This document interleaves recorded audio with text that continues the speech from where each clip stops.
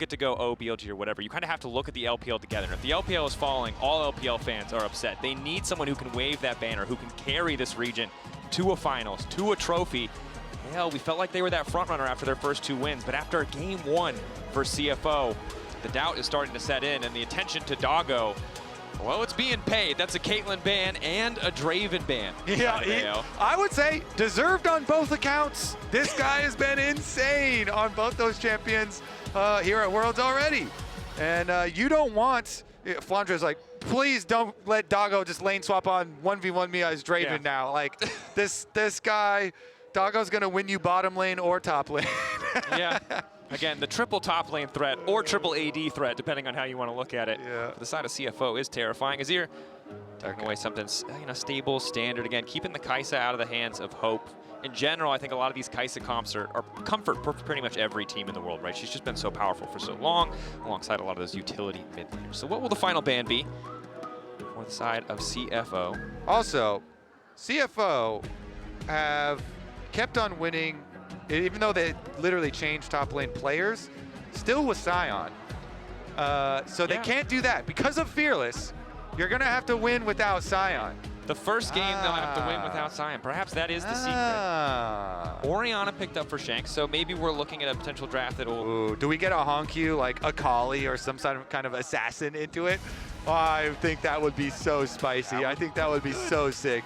Pick some champion to try and kill this Orianna, who is, you know, like one of these tier 1 blind pick mid lane champs up there with the Rise right now. Yeah. And so nothing out of the ordinary so far, but let's see what CFO want to cook into it. Rumble, again, pairs really well with Jarvan. Honestly, it pairs well with all the other AD jungles too, though. Pantheon and the like. Vi is also still available for the guaranteed lockdown. Any of these, possibly because those are all up, they don't have to do it early. Trundle, the other champion, obviously with the pillar that can be good with the Rumble, but instead it's the Pantheon. We talked about it, nerfed and then buffed again as we come into Worlds, or slightly less nerfed. Yeah, still very good. They walked back their monster damage, the monster damage gutting that took place, and put some damage back into them, so it's clear as fine now, albeit a little bit reduced, and still the reason I like it so much is because not only do you have the point and click, which is always great for Rumble, you know, you're gonna have point and click stun to keep someone on the equalizer, but Pantheon's global, and then Rumble's is like what, like two or three screens, 2 screens, full range, very long range, and so you can apply so much pressure with how well CFO have played the map. So let's get back to regular skirmishing though. Leona and Xin, a jungle support that you know well. The Leona pairs so well with the Xin, working around. That duo is very fearsome, making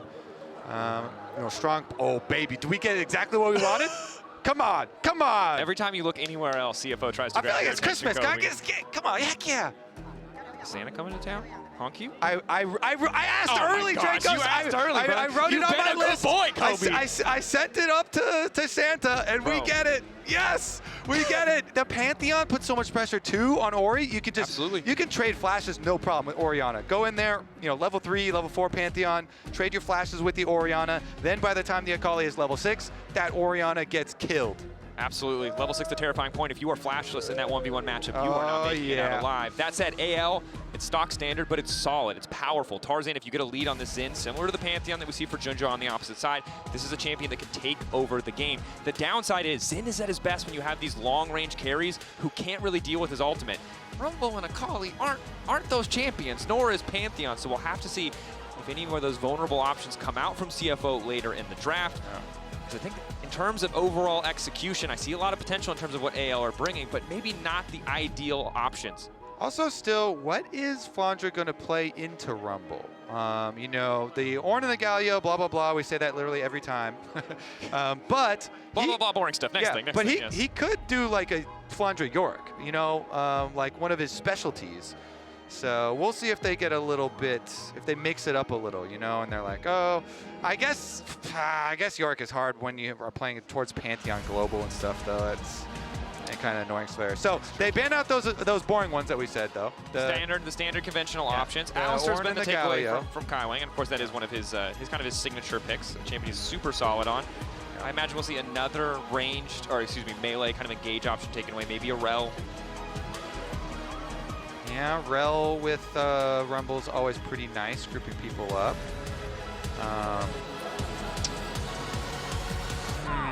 What other offensive look here? Super, okay. Sivir obviously the power to both hyperscale and also with the use of her ulti on the hunt, enable a lot of these frontline divers. Spell shield safety is kind of annoying as well. All right. Xayah. So we're gonna get another form of safety. No spell shield safety, so we can get the Xayah ultimate safety for the Leona engage. Feels like probably an immediate, you know, Rakan to follow.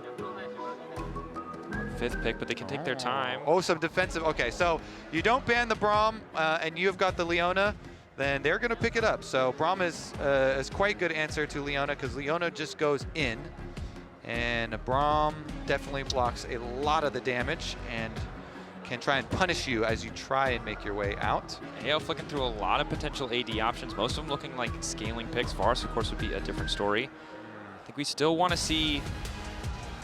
It's tough because CFO have so much raw power, but the amount of reliable hard CC isn't there. Braum obviously with Concussive Blows has a lot of potential, but it's not as easy as something like a Leona and a Xin. Merctread's value is really good again too, by the way, with double AP with Ziggs and Orianna, and Leona being stuns as her CC. A lot of magic damage, very magic damage heavy. I mean, you're always gonna have a lot of magic damage. The key is, when you have a lot of magic damage, get knockups on your team and not stuns. That's usually the key of avoiding tremendous Merctread value. So, you know, Zin's got a knockup, Orianna Shockwave is a displacement, and Ambessa ulti as well. So, got a little bit of that. Meanwhile, Freljord synergy, anyone? A little frosty, good engage. Bot lane. That is some good engage. This is nice too. More offensive look, though.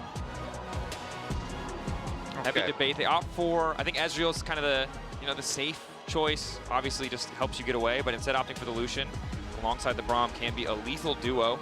Yeah, I love the mobility. You know, you're facing this AL squad here. Mobility looks very good to get away from Leona, Ori, and Ambessa engages. So definitely like the Lucian here with Braum, a classic combo. The new classic, I guess. Yeah. And or is it the original classic? Original? Well, there was Thresh Lucian, there was Lucian Braum back there, then there was Lucian Nami, and are we back to Lucian Braum? I'm not tracking Lucian's partners, okay? You know what? If you want to go talk to Senna Lucian, went in the lantern and Bro went wild. If bro. you, I you want to go talk to him about it.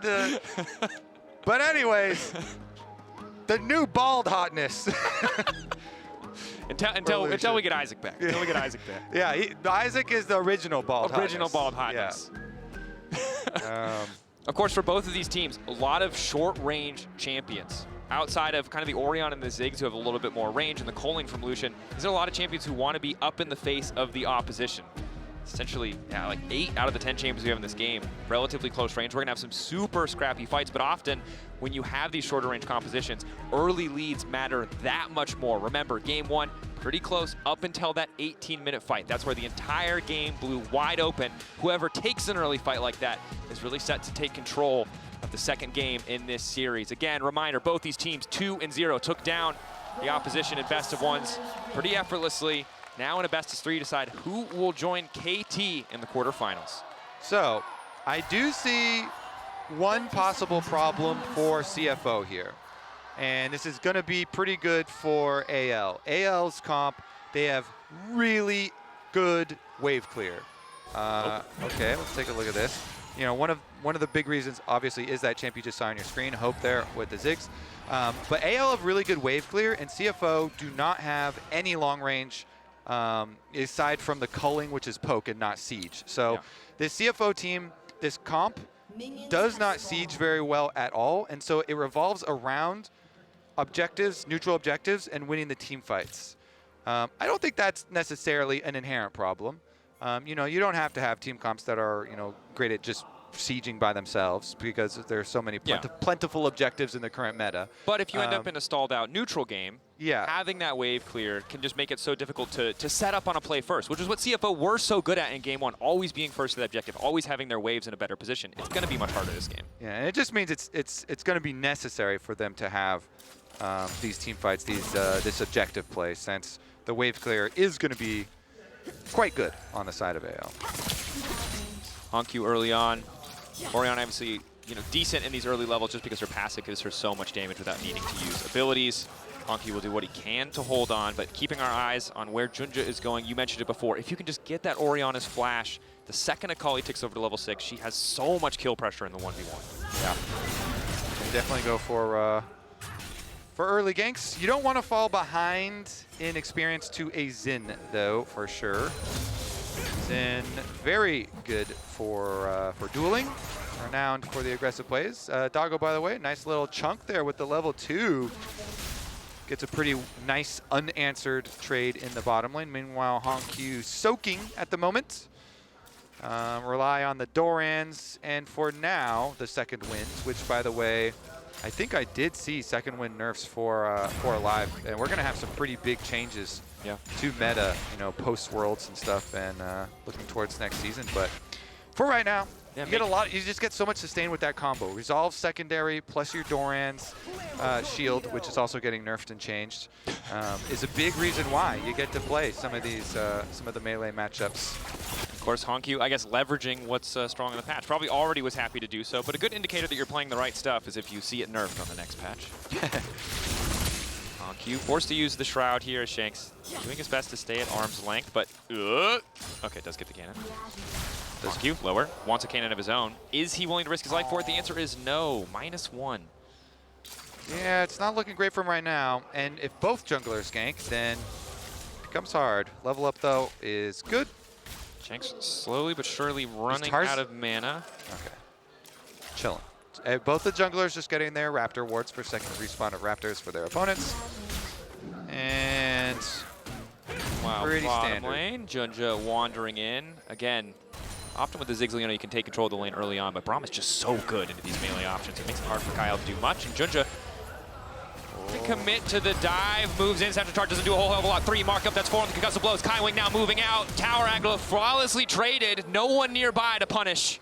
Great dive again here from CFO to start it out, taking out the Ziggs. Minion wave is going to bounce back away from AL as well. This is so good for CFO and very efficient as well. JunJia, even though Kael is chasing him, JunJia can recall now. He's not going to be too delayed on his second clear. And immediate swap from CFO. I like this too. Sending Doggo and Kaiwing up to the top side. Trying to be proactive on the map. Looking to get rest back down to the bottom lane. He's getting closer to 6, which will mean it'll be easier to clear the waves, and still ahead. Yeah, he'll just teleport down there to answer the quick push from the Ziggs, who used his teleport to get down there to quickly answer. So do really like this from CFO. Just immediate kill into swap on the other side, catch the wave with the teleports.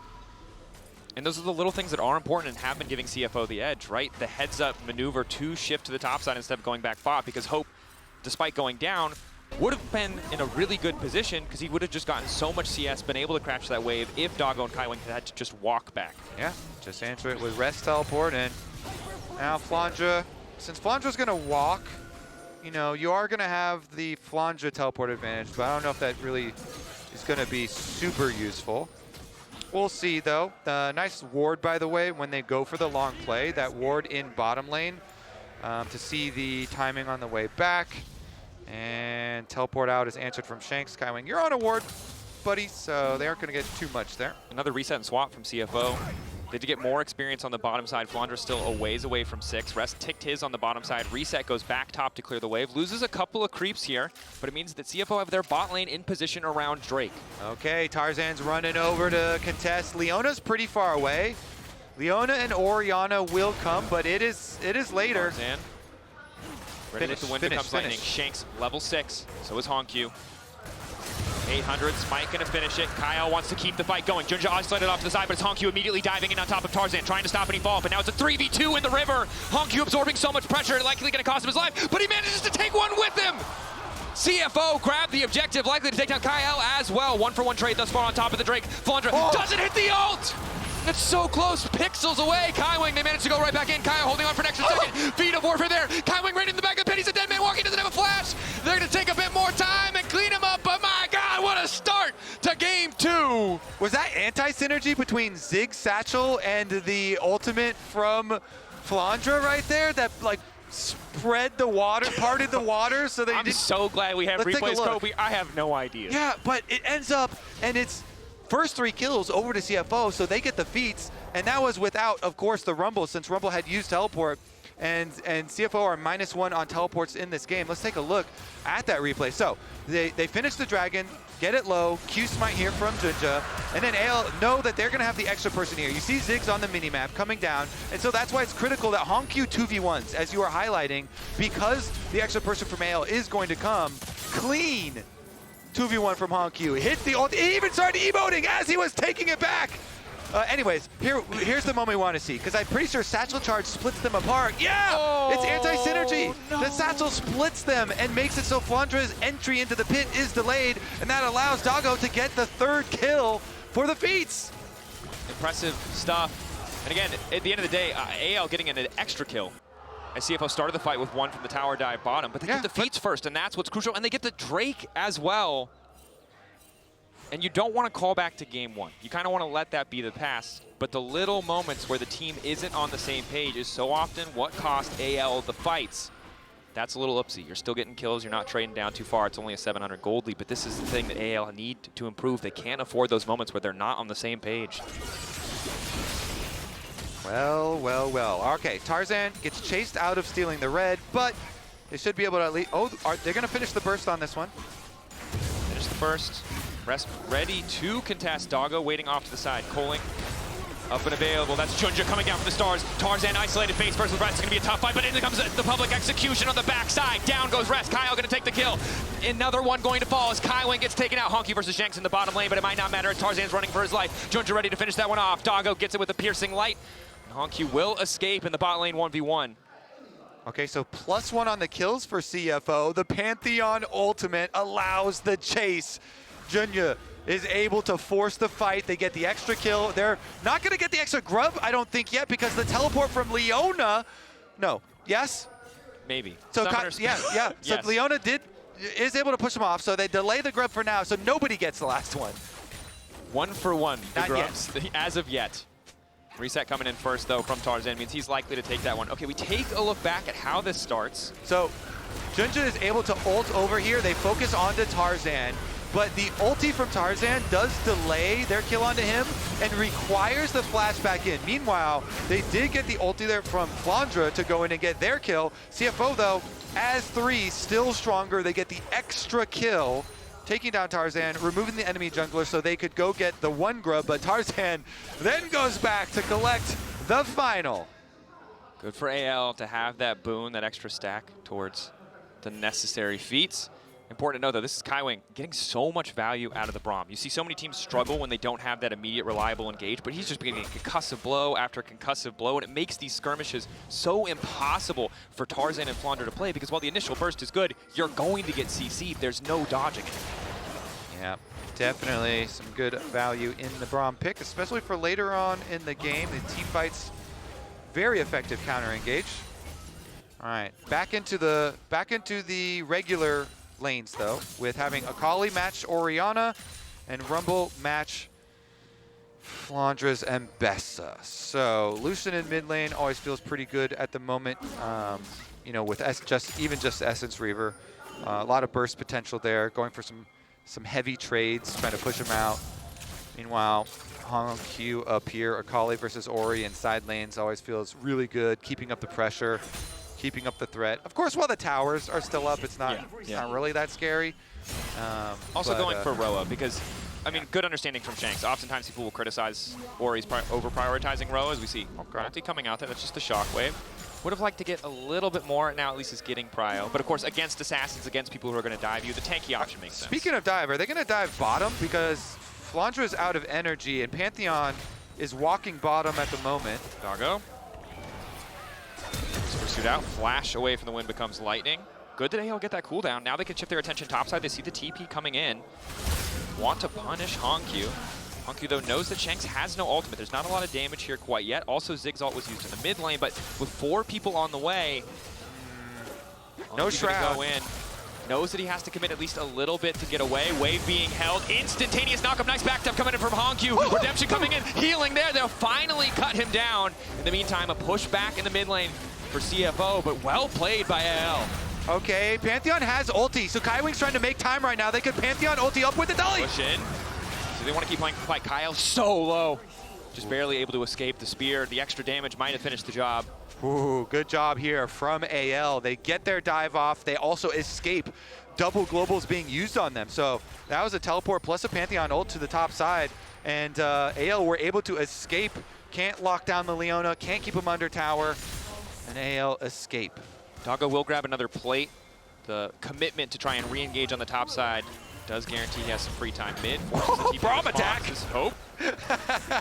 Super blast cone. Casual fly in. Super blast cone.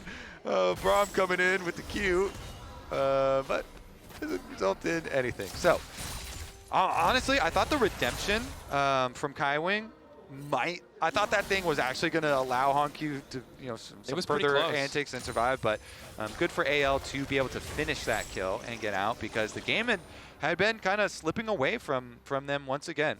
They do have their 2 grubs, but being down 2 dragons as well as a little bit of the gold does cause some worry. That it does. The thing that they always have to be aware of on the side of CFO is the little mistakes will cost you dearly, right? Because if the Ziggs team is ever in a position where they control the map, you'll just start deleting towers, especially with the grubs. So there is a lot of potential standing gold as we get later into the game for AL if they can find that big team fight win. But for now, CFO seem pretty comfortable. Unfortunately for HongQ, hasn't been able to complete a major item yet, has had bits and pieces kind of stopping off halfway for a null magic mantle. Once he starts getting those early items fully completed, he's got a lot more 1v1 threat. Yeah, and we were highlighting HongQ, or excuse me, Doggo. We were highlighting both of them. There's been a lot of highlights. But in Champion Select, we were talking a lot about Doggo, and he's going to be the one you have to worry about a lot right now because Lucian, with a sizable gold lead here, just puts so much pressure out from mid-game in mid-lane. Going for quick trades, using the culling to try and force people out, get some big chunks, and then lead over into the side for the objective. Dragon number 3 comes up pretty quickly in this game, and with CFO stacking them pretty effectively here, they're going to be able to draw AL out into the team fight that they're looking for, and you have to ward your flanks here for AL. You do not want to let the assassins get a free line to your carries. No, you do not. And additionally, Chemtech, obviously, not everyone's ideal soul, not everyone's favorite soul, but when you have an Akali, Pantheon, and a Rumble, it's going to do a lot of work. You are going to get a lot of value out of it. Kaiwing doing what he can to clear vision. Just throwing cheekies, winners, bites. Walking up, queuing people. That's the life. Yeah. AL first on the setup here. Mid-wave still relatively even. Hope has now hit that threshold where he can just kind of clear the waves from enough of a distance that Doggo hasn't been able to, well, at least without the culling, get too much damage down. Continuing to fist fight with Rest, the shielding still making it quite easy. The red buff also keeping him topped off as Doggo dashing into the mid lane. Kaiwing and Kael there to cover their respective carries. Now, the objective in the sight of both teams is this Herald. AL the ones to start it.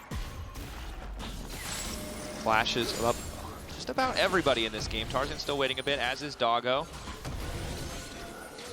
Careful for Shanks. He's on the top side by the Akali, and Pantheon could ult over the team into his head. If the Pantheon ults on the Ori plus the Akali pressure up there, it makes the positioning through River really dangerous for your low mobility carry. Also, you have to keep in mind that Shanks has ticked over to level 11. It was slightly before HongQ. HongQ has just now gotten his, but the level 2 on that shockwave can be devastating. So something that CFO have to respect is Rest isolating Flandre. That was, I believe, I don't know if we saw it, but Flandre flashed. Flandre flashed, equalizer down, and of course, no way to cancel the Ambessa TP, so I like the decision to chunk out there. However, the all-in, the commitment on the bottom side does make AL feel pretty comfortable going for that Herald. Will grab it for themselves, and Herald plus a Ziggs satchel means at least one dead turret. Okay. AL get another topside objective. So 2 grubs plus the Herald here. some extra tower destroying power for the team that has the Ziggs, as you pointed out. Yep. So multiple tower destroying facets to this AL squad. And if they can use that to cash in on some of the outer tower gold before the Dragon, well, before the Dragon Soul fight, because the current Dragon is already up. Current Dragon's up. 18, oh, I did not see 8 minutes. I just saw 18 seconds. I was like, dang, 18 seconds of the Baron. We've been in this game forever. Yeah. All right, so let's take a look at this this possible Dragon fight then. If you use Rift Herald mid lane with the Ziggs there, that is a recipe for tower destruction for sure. So AL, use that mid to get your mid priority, and then you can just have an easy setup for this Dragon number 3. And while HongQ is pushing topside, CFO can just make the decision to give up Dragon number 3. They don't have to keep stacking them. It's the choice right now for CFO between, do we keep our Akali split pushing? I mean, the tower's going to go down early, so I guess he could just get the tower and then still have time to teleport in. Are we going to see it? Not wanting to risk, I think, the full-on 5v5 without the setup, respecting Shanks on this Orianna, respecting the AoE damage that can come through. So instead, prioritizing the side lanes, giving up mid lane in exchange for top lane. Will they concede the Drake? Oh, he's teleporting. Here we go. They do want the full fist fight. Kaiwing kicking things off, already exhausted. Off on the backside, it's Rez who's getting deleted, but he manages to go golden for a brief moment. HongQ trying to immediately follow up. Tarzan isolated. Follow-up is there, but the ulti's keeping him safe. HongQ immediately into the midst of the entire team as Flandre is forced back for a brief moment. JunJia flashing in. Shockwave yanking him right back as HongQ continues to live, but it's hope on the backside. HongQ alive once again. Flandre re-engaging. The shield keeping him standing. Flandre in the midst of the entire team. He manages to make it work. What a fight! AL clutch it out there. They're going to get the Dragon on top of all of the extra kills. Impressive stuff. Exactly what AL needed. A gold lead, the momentum in their favor, stopping the Dragon, stacking, taking a fight off CFO. Holy, okay. They get the extra flower petals. They get the Drake on top of it. Wow, what an amount of damage there. And the flank round on the backside. I mean, Rest went super early. So AL got so much extra damage into Rest and forced out Rest's arm guard there super early on in the fight. Kind of made it a little weird for CFO to fight here. So let's take a look. AL had good positioning here. Through the river, they got the double control wards, and Rest walks up. Tarzan immediately onto him. Him and Flandre get that Zhonya's out early. Then you look at the bottom side. Hope there had Ziggs satcheled away. So Ziggs was so far from the rest of the team, and he's walking over the Dragon Pit. Then, as they go in, they got the knockback there. HongQ gets chunked so low, not quite finished by Hope, but then the rest of them can finish it. And Flandre with the re-engage just tears them apart. And again, credit to AL. It's easy to forget after that first game where they were so outclassed how incredible this team is at team fighting. Good patience, using their range, collapsing on the flanker, making sure that Rest didn't have that perfect angle. He got a great equalizer, but he was taken down in the process, and it made it so much harder for HongQ to play out that fight. You could see, I mean, honestly, really good job with the Xin ulti, with the flash, to make sure that all of his cooldowns weren't able to find the kill. Yeah, and Shanks there with the peel for the team as CFO were trying to chase through the jungle. Good Orianna play there. I believe he got a key shockwave. He did, yeah. He managed to get the pullback on the Pantheon stun in. So yeah, excellent stuff from him. 4-0-4 his scoreline now as well. Almost a 2,000 gold lead. The shockwave is a scary thing now with this kind of advantage. Okay, AL here in the must-win game. Now retaking some control for themselves. They have really good wave control with this lineup as well. Ziggs bomb allows so much for your macro. Not only does he take teleport, but the bomb with the extra wave clear here, they can set up for the bottom side of the map easily. You know, top side tower goes down, and so Otacon on bottom side. They've already taken care of mid tower, so get your mid priority and then rotate your resources over to the Otacon area. Push in on that last outer tower and make it a bit more risky here for CFO now. Things are going to get much more difficult to play this comp. Definitely are. We mentioned some of the weaknesses earlier, right? The range advantage for the side of AL means that in kind of, if you just line up these 5v5 skirmishes we often see, the poke is going to be a problem. The culling from Lucian is good, but not enough to balance what the Ziggs and the Orianna can do. The pressure is there. AL able to respond, clear out the vision that CFO set up just moments ago. Both sides knowing how crucial this Otacon is. That's the ulti coming in for JunJia. Sees them in the pinch. Wants to go in. Tarzan using an ulti of an immediate shutdown. HongQ trying to find his way onto Hope to make sure that no more damage can follow up. Flash forward, stun from Kael, and they take down HongQ. 4-man stack from CFO though, still standing, still strong. 2 down. They got the jungler, so I was wondering if they're going to go to try and do Otacon. It's still an objective that takes a lot to kill though, and knowing that, okay, they are going to at least start it up here. There's no smite on the side of AL, but Flandre does have ulti. So Ambessa ulti, and if they bring Ziggs over... Kaiwing has TP, is immediately going to TP back to the fight. They need to be careful though. Their resistances are getting shredded. Hope is going to hit like a truck. They're trying to zone Kaiwing out of the fight for a brief moment. Burn it. The patience, they let the patience. Getting lower. Ult in coming in from Flandre, immediately takes down one. TP coming in the meantime for the rest of AL. Flandre flashing back to get away from Doggo. Wants to turn the fight back. Doesn't have the shield up in time as Doggo gets one back in return. AL holding the bottom lane. Standing strong. They will not concede the Herald. The patience starting to run thin. And it looks like we're going to have to go one more time because Otacon's not out of this one yet. Otacon has no patience for these teams. He resets again, but it's critical. If the person that has Otacon aggro, the closest one to the Otacon, is outside the circle, then it resets at just a critical time there, and CFO were unable to finish it. So really big for AL. Flandre used his ulti. The Ambessa key here, they killed him, but the Otacon goes untaken. Holding on, neither side able to grab the objective, but it's so damn close. Wow. Okay, how far back are we going? We're going back to the scuttle start. Yeah, so this is the very beginning of it. Pantheon engage was great, right onto them. They get the instant follow-up from the Braum, got the triple knockup, I believe. Then the burst damage, so from AL, they actually do finish off the kill onto HongQ before he can ult back. If they had been able to get that, it would have been really one-sided. But look at this patience. Because Rest is outside and Doggo is outside, it resets as Flandre goes for the re-engage. So Flandre snipes the Pantheon. They're not able to finish it. Then the teleports come in to get the full reset. I honestly want to see if we're setting up for it again. Are we getting back to set up for this? One more time. JunJia ulting again, rinse and repeat. We've seen this one before, but this time it's Hope who's been isolated. Hope trying to flash away, Rest off to the side. Hope blocked out the satchel, not nearly enough to keep him standing. That's the ulti from the Ziggs. Not having a whole hell of a lot of effect. HongQ ready to retreat if need be, but Tarzan knows that he needs to follow. Equalizer to split the fight. They don't have tri-bush control. CFO, it's not a great angle to start. Rest is incredibly low, but they do have the man advantage. Instead, the Drake now set in their sights. Shanks moving in. Level 15 on the Orianna. The shockwave will hurt, but CFO refused to group. Doggo waiting over the wall, calling to split the fight. Need to keep Tarzan away. 2K getting lower. Tarzan steals it, but HongQ uses the Mega Blast Cone to get in. Instantly, he's suppressed by Flandre, denying the engage back in return. But AL get what they came for. They take the Drake. Tarzan is a beast. He's able to get the Drake. They started up the Otacon again. I don't think they should. Well, they're going to continue doing it. Are teleports ready? No. Teleports are not ready for the Akali or for Rest. So AL, they're going to force it. Goes out from Kaiwing.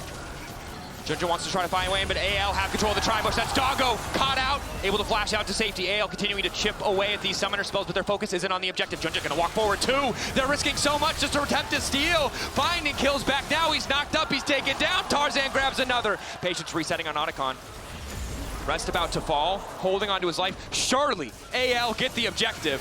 Good focus from AL to go for kills and not over tunnel on the Otacon. Tarzan constantly looking for anyone stepping up from the side of CFO. They get the kill onto JunJia, and they will finally, Dracos, get the Otacon. That's the patient composure we were missing in game one from AL, playing for the kills, not giving the opportunity for any cheeky fast plays. CFO now, after the Otacon is taken, do respond with a tower of their own, but AL, despite a small gold deficit, now have the Otacon in their favor. Tarzan with the steal, the W smite steal here. Wind becomes lightning, and Dragon becomes AL's. Braum ultimate here is pretty good over them, but Flandre's ult is even better. They chunk out HongQ on so quickly. He has to immediately ult himself out, and he didn't have teleport, so they knew they had the extra advantage. They set up again on the Otacon, eventually fish around. HongQ! Sure can flip back in. Tarzan wants to keep going. HongQ laying down a bit more damage. Dash out with the perfect execution. Ulti coming in from Hope. HongQ zoned away now. AL, do they want to go for Baron here? They don't really have the best situation for their waves and bottom side, but they might not care. Really good focus from AL on attacking this Akali. Flandre and Tarzan have just had their eyes set on him, constantly getting these big engages onto the Akali. Even in the times where they don't actually kill him, chunking him out so low and forcing the ultimate out in a defensive escape ultimate from HongQ. Really taking away the potential of that champion to apply threat. So AL with a really good look here in these fights, and it has really allowed, Shanks on this Orianna at level 16 now to scale up so nicely. See if AL can really bring this one home, because pushing us to a game 3 here in this series, I think everybody wants that. You want to see some good League of Legends here, and the Baron is on the table now. One of the things I will point out, Doggo liked going for some of these utility items in the previous game. We saw Experimental Hexblade on the Draven. We're seeing Black Cleaver on the Lucian. Obviously, additional movement speed, additional HP, recognizing that there's so many dive threats. Doesn't want to just get one shot. Yeah, worth saying, even with the Otacon being taken and the Dragon being stolen by AL, and even with this tower going down, they're still slightly behind in gold. Doggo chasing, poke damage onto Kael.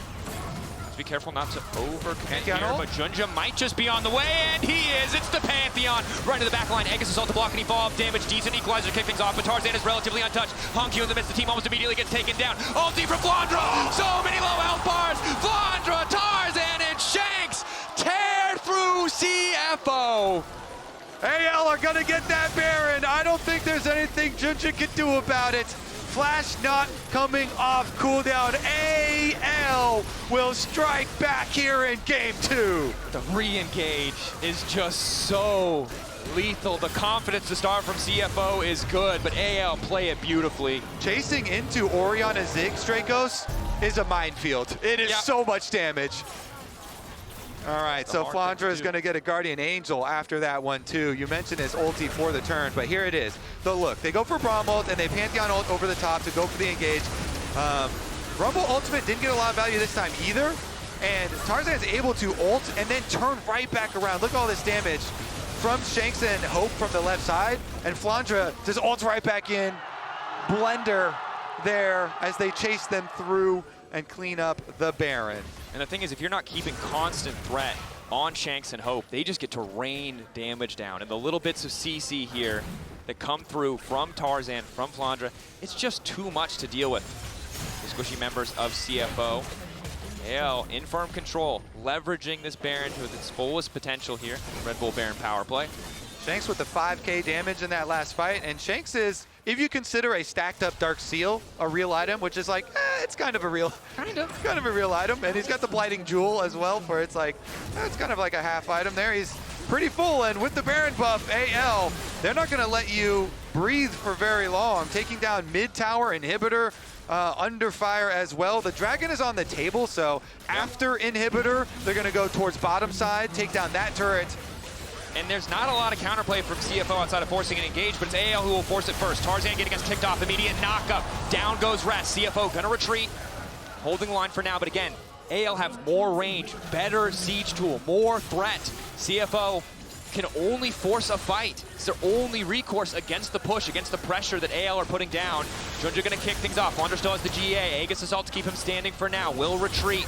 Ball pulled back as HongQ tries to get a little bit more space. Dash back, but he still gets clipped. Doggo now running. Wind becomes lightning as he's caught out. Forced back into the fountain as AL determined to take us to game 3.